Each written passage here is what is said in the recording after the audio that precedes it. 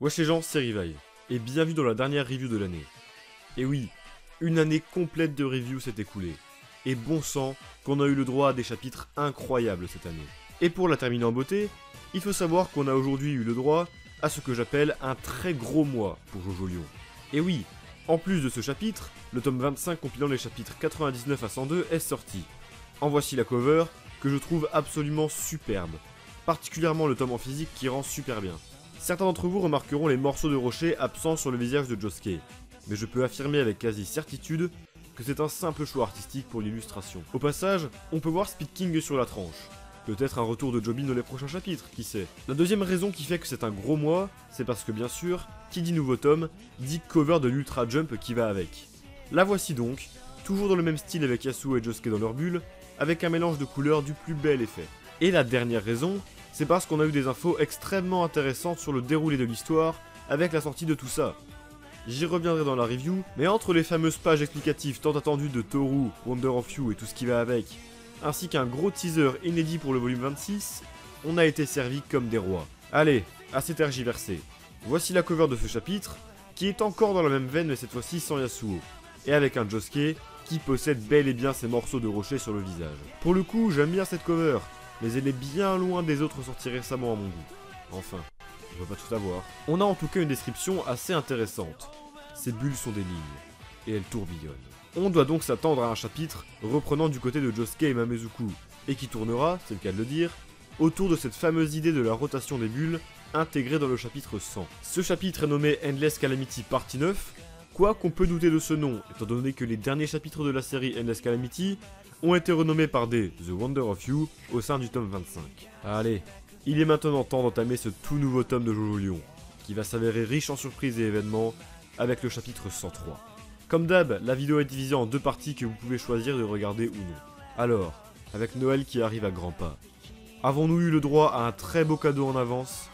Il est temps de voir ça.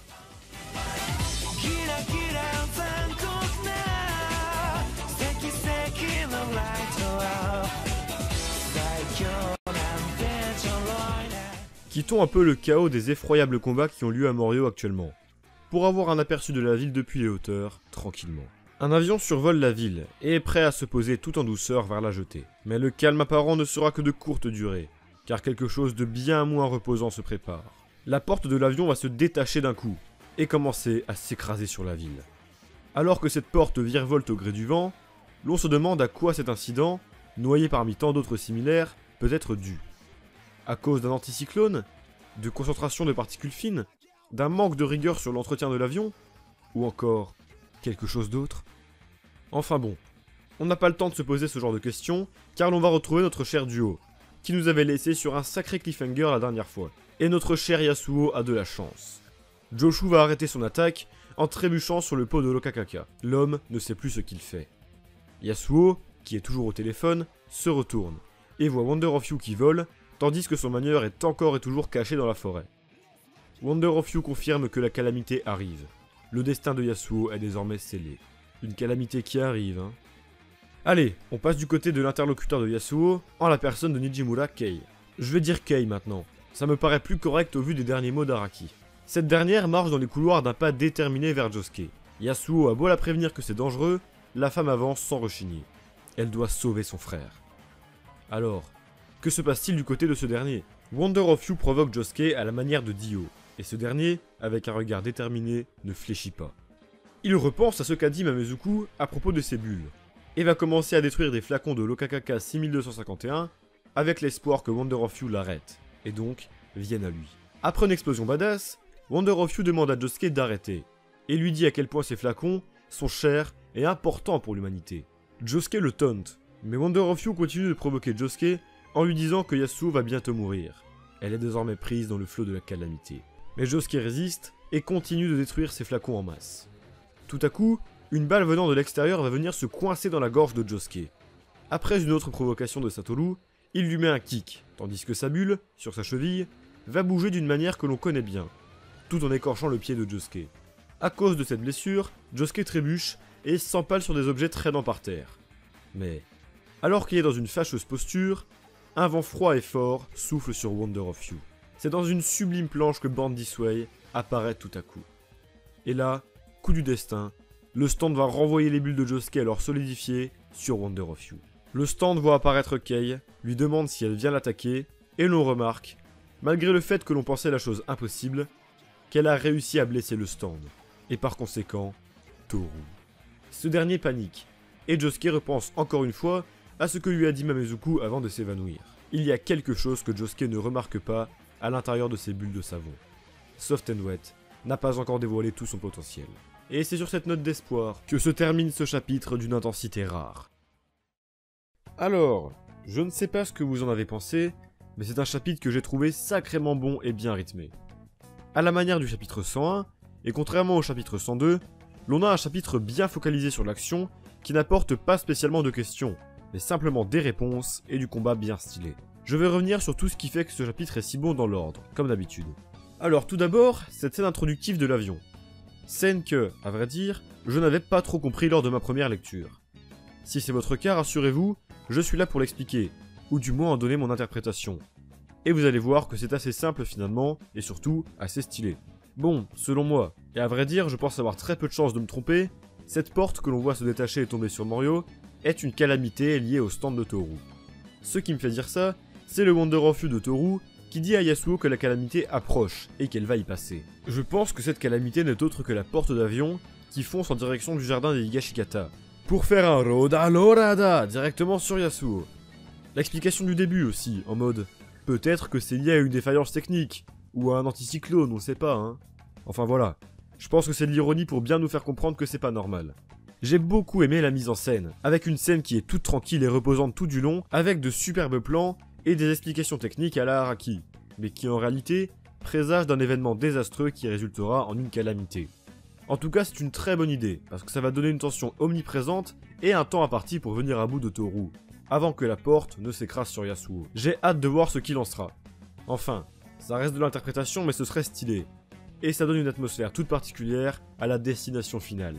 Cela dit, il y a une chose que je n'ai pas compris, c'est la précision comme quoi plus de 542 chutes de pièces ont été rapportées pour l'année. Ça en fait quand même beaucoup des avions détruits par Toru. Bon, juste après ça, on revient sur la situation de Joshu et Yasuo, et, même si cela ne dure que l'espace de quelques pages, on a appris des trucs intéressants. Déjà, j'avais raison de calmer le jeu à propos de Joshu.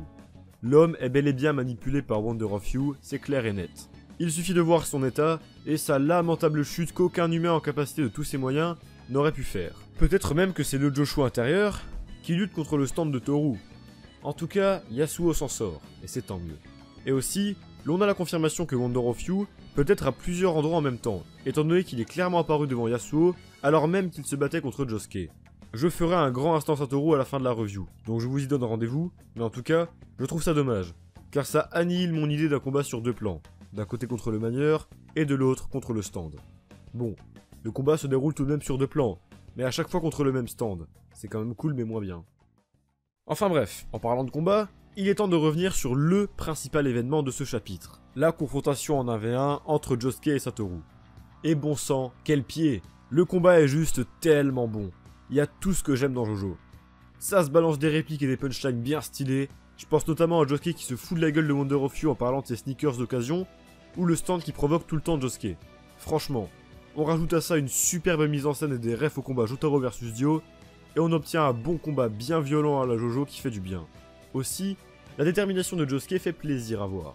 Même si Wonder of You le provoque en disant que Yasuo va mourir, ce qui va tout de même énerver ce dernier, eh bien Josuke continue à détruire ses flacons de Lokakaka, bien déterminé à faire venir à lui le stand de Toru. D'ailleurs, en parlant de ces flacons de Lokakaka, il y a un début de quelque chose de très intéressant, à savoir un dilemme moral. Wonder of You fera remarquer à Josuke que détruire ces flacons n'est pas une bonne idée, étant donné que l'humanité en a besoin. Outre le fait que cela pose encore des questions sur les motivations de Toru, cela instaure des questionnements moraux sur Josuke, du genre « Est-ce que détruire ces flacons qui sont en mesure de sauver des vies est une bonne idée ? Vouloir sauver sa mère, oui, mais à quel prix ? Celui d'innombrables vies humaines ? Qui fait le bien ? Qui fait le mal ? Cela peut être une excellente piste de développement, à la fois pour Josuke et pour Toru. Sinon, c'est bien beau ce combat, mais il y a bien sûr le retour de l'élément en suspens depuis le chapitre 100 que l'on attendait tous, la rotation. Mamezuku a dit que quelque chose fait tourner les bulles à toute vitesse, et que Josuke n'est pas au courant. Et on a vu cette dire en action, avec la scène de la bulle sur la cheville de Josuke. À ce moment-là, Elle tourne d'une manière que l'on connaît que trop bien, et fait le même genre de dégâts. On a donc un gros parallèle à Steel Ball Run, avec une rotation qui a l'air de fonctionner d'une manière assez similaire, encore plus avec cette scène très explicite. Je ne vais pas trop m'attarder sur la rotation dans cette review, j'ai déjà fait dans celle du chapitre 100 que je vous invite à aller regarder si vous n'avez pas fait. Cela dit, il y a quelque chose d'intéressant. On a eu la confirmation avec la phrase de tease de fin que Soft & Wet n'a pas encore dévoilé tout son potentiel. Josuke ne maîtrise pas encore ses bulles, mais il est fort probable qu'on ait le droit à un power-up incroyablement stylé une fois que ce sera chose faite. J'ai extrêmement hâte de voir de quelle manière ce sera réalisé. Allez, avant de passer à l'instant Satoru du mois, je vais bien sûr revenir sur Kei. Ce personnage est définitivement excellent, avec un sacré glow-up et une détermination pour sauver son frère qui fait plaisir à voir. Le plan où elle marche d'une manière déterminée vers la chambre de Josuke, alors même qu'elle sait que c'est dangereux, ah j'avoue que c'était bien stylé. Mais ce qui l'était encore plus, c'était l'arrivée de Born This Way. Bordel quelle planche, quel style sérieux. Born This Way est le stand parfait pour contrer Toru. Et oui, quoi de mieux qu'un stand qui poursuit sans cesse sa cible contre un stand qui punit toute poursuite à son encontre? Eh bah, est-ce que ça marche? Eh bien, la réponse a l'air d'être oui, étant donné la blessure de Toru. J'aime toujours voir ce personnage en difficulté, mais alors là, le voir carrément saigner, c'était incroyablement satisfaisant, et cela fait renaître l'espoir de la plus belle manière. Un frère et une sœur, qui s'allient et se battent contre un ennemi calamiteux, probablement responsable d'un bon nombre de désastres dans Jojo Lion. Tel est le synopsis de ce qui va se passer dans ce combat final, et ça risque d'être exceptionnel. C'est si beau de voir Kei vouloir à tout prix sauver Josuke, alors qu'il ne possède qu'une partie de son frère en lui, et réciproquement, alors que ce dernier ne la connaît pas tant que ça. Bon, il est temps de finir la partie scénario de cette review avec un instant Satoru qui sera plutôt garni, étant donné qu'on a eu ce que j'attendais depuis tellement de temps. J'ai nommé cette fameuse page explicative des Wonder of You, qui s'est vue publiée dans le tome 25. Alors, elle est assez cryptique dans ses explications, et des erreurs de traduction se sont probablement glissées à droite à gauche, ce qui fait que finalement, elle n'apporte pas grand chose en réalité. L'on n'apprend pas beaucoup de choses sur cette page-là, si ce n'est que Toru a lui-même inventé son nom. On n'en apprend pas non plus sur la capacité exacte de Wonder of You, mis à part un cryptique « Oui, alors on subit une calamité si on la poursuit. » Ouais, ok, ça on sait. Mais elle vient d'où cette calamité? Et ça consiste en quoi exactement? Non, celle qui est intéressante, c'est celle-ci, qui dit que la forme du visage de Wonder of You change selon la personne qui le regarde. Pour un humain lambda, il verra le médecin en chef de l'hôpital, Satoru Akefu. Alors que pour un mailleur de stand qui a conscience de la calamité, il verra Wonder of You sous sa forme de stand. Dans tous les cas, celui qui cherche à lui nuire subira la calamité. Enfin bon, tout ça ne détruit pas totalement le hashtag c'est plus qu'un stand. Wonder of You a usurpé l'identité de Satoru Akefu durant des années, et ça ne semble pas complètement fou en réalité, étant donné que l'on a vu que le stand pouvait être à plusieurs endroits en même temps, et que les humains voient Satoru sous une apparence humaine normale. Mais il faudrait savoir ce que signifie concrètement cette usurpation. Est-ce que Satoru est un humain qui existe de base et dont le corps a été possédé par Wonder of You? Ce qui expliquerait le fait qu'il existe une forme dite classique du stand, que l'on n'a vu qu'une seule fois, ainsi que les compétences en médecine du type. Ou alors, est-ce que Satoru est une identité créée de A à Z par Toru, il y a quelques années de ça, ce qu'on nous a montré dans le chapitre précédent? Et dans ce cas, les compétences en médecine de Satoru seraient expliquées par le fait que Toru les a peut-être étudiées de son côté. Enfin bon, à vrai dire les deux options sont aussi probables l'une que l'autre. Et j'attends de voir les circonstances exactes de cette usurpation. Il y a juste un truc qui me taraude avec ces explications, c'est le fait que, même si Josuke est un manieur de stand, ça lui arrive de voir Satoru sous une apparence humaine entre deux apparences de stand. Globalement, il change par-ci par-là, sans trop d'explications, c'est assez random en vrai. Peut-être qu'il y a une erreur de traduction, et que c'est en réalité lorsqu'une calamité est lancée, que Wonder of You prend son apparence de stand, ou tout simplement qu'il en change à volonté. Enfin bon, on en a quand même appris un peu plus sur Wonder of You lors de ce chapitre. L'on a vu qu'il pouvait appeler des calamités dans un rayon très large, notamment avec l'avion et la balle perdue. Et à vrai dire, on s'en doutait, vu que c'était en quelque sorte teasé dans les derniers chapitres. On a aussi vu qu'il pouvait apparaître à plein d'endroits en même temps, telle la couverture du tome 23. Je trouve ça un peu bizarre comme idée, on verra comment ce sera utilisé. Allez, je vais terminer avec l'aspect graphique. Déjà, la scène d'avion du début fait un peu Urasawa je trouve, tout en légèreté et en symbolisme, avec un découpage classieux et de très belles cases. On a encore des fulgurances au niveau des visages et des regards. CF Toru encore une fois, Kei, et surtout Josuke qui transpire la classe dans ce chapitre. On peut aussi noter le saignement de Toru, particulièrement bien vu, et également, Wonder of You dégage quelque chose de particulièrement classe, comme d'habitude. tout particulièrement sur cette planche. La mise en scène est aussi incroyable lors du combat, avec comme d'habitude un découpage super dynamique et des planches mémorables, comme le Josuke qui prend la pause devant l'explosion, la balle perdue qui retranscrit bien cet aspect de « ça vient de nulle part », ou encore, et surtout, l'arrivée de Born This Way. Enfin voilà, le style visuel de Jojo Lion est toujours autant léché et agréable, possédant un dynamisme et une action rare. Je dirais même que ce chapitre est probablement l'un des plus beaux de la partie à ce jour, à mon humble avis. Entre la perspective, le découpage, les visages des personnages et ses doubles pages divines, ce chapitre est définitivement un concentré de ce que Jojo Lion peut nous offrir de meilleur, et probablement le début de l'apogée de ce style graphique. Il est désormais temps de conclure. Vous l'avez vu, j'ai été complètement séduit par ce chapitre 103 de Jojo Lion. Après un chapitre 100 de calme, développant le personnage de Tohru mais fort en tension, on a eu le droit à un chapitre extrêmement solide, dynamique et rempli de fulgurances et de pistes de développement. Entre le combat badass qui marche du feu de Dieu, la maîtrise du suspense, la mise en scène excellente et une fin qui donne une lueur d'espoir de par l'arrivée de Kei et la rotation, tout ça raconté par des dessins somptueux, oui, on l'a eu notre superbe cadeau de Noël. Bravo Araki. On sort petit à petit du flou de Wonder of You pour entrer dans la phase de combat vénère et stylée, dans lequel on se balance des punchlines et des confrontations de motivation à la Jojo. Ce schéma marche toujours aussi bien. Le stand qui paraît invincible, puis la renaissance de l'espoir avec le premier dégât infligé. Ça fait toujours son petit effet. Vive Jojo Lion. Et je n'ai qu'une hâte, découvrir le chapitre 104 qui sortira bel et bien le mois prochain au passage, afin de suivre ce combat palpitant et découvrir toujours plus de révélations sur cette incroyable partie. On a d'ailleurs eu le droit à un teaser pour le tome 26, qui, à défaut de donner de nouvelles informations, est vraiment très stylé, avec ses bulles qui annoncent les événements à venir. Sur ce, j'en ai fini avec cette review. Et c'est ainsi que s'achève cette review du chapitre 103. J'ai vraiment kiffé la faire celle-ci. J'espère que ça vous a fait plaisir de la regarder en cette période de fête et de repos. Si c'est le cas, n'hésite pas à la liker, t'abonner et à la partager, ça m'aide bien plus que vous ne le croyez. Vous pouvez aussi donner votre avis sur le chapitre, ainsi que vos théories en commentaire, vous savez que je n'attends que ça. Encore une fois, les donateurs s'affichent à l'écran, un grand merci à eux de m'avoir soutenu cette année. En parlant d'année, cela fait d'ailleurs 1 an que les reviews de Jojo Lion ont commencé.